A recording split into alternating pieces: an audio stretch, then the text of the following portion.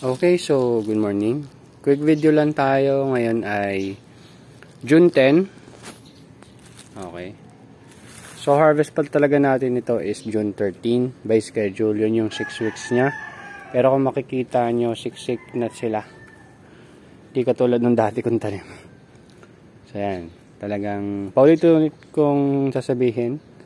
So mostly yung naging problema natin last harvest ay pH. Masyadong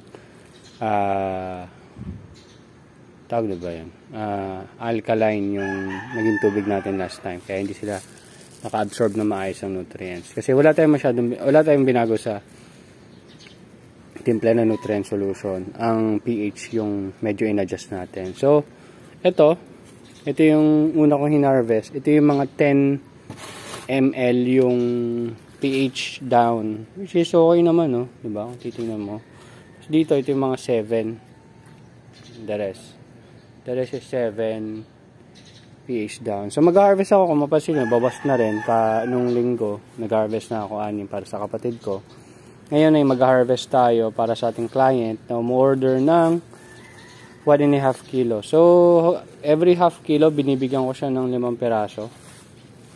And minsan, siya yung pinipilian natin ng medyo maliliit kasi siyempre, kasi per kilo naman yung kailangan niya eh. Ako naman per piece kasi talaga benta ko.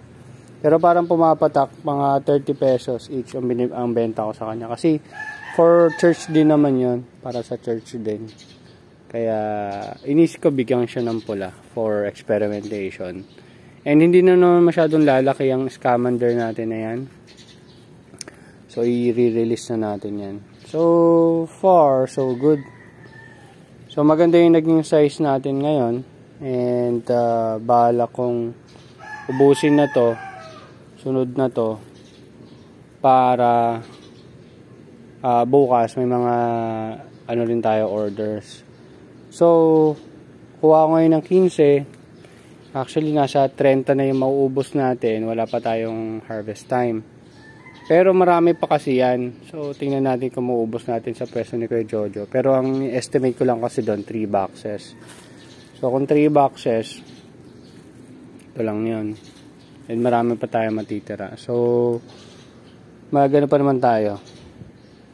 Mag-o-offer. And may prototype na rin ako nung pang-display. Pero gawa pa sa PVC. Pero palagay ko mag-o-okay yun. Then, parang ano siya, A-frame. Half A-frame yung ginawa kong design na natutupi. Pero hindi pa talaga tapos yung paglalagyan pa ng lettuce ang iniisip ko kung paano ko i-design na pwede pa rin siya matupi.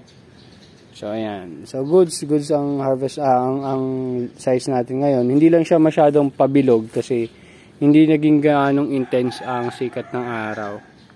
So ngayon ay ano ba to? So ba? 5:26 yun nasa relo eh. Pero ano pa lang yan? Mga 5:15. Mga ganon. So harvest muna ako kasi as much as possible may deliver ko to na maaga dun sa client natin. Isasabay ko lang siya sa walking setup ko. And that's it. Okay? So wala naman ako masyadong ma-issue-share. Tingnan na lang natin sa susunod yung na dun sa kabila. And mag-start na rin ako mag-setup dito nung big pots natin. Habang wala pa tayo nung 1/3. So yun lang. Thank you very much and see you next update mga tropa. Bye-bye.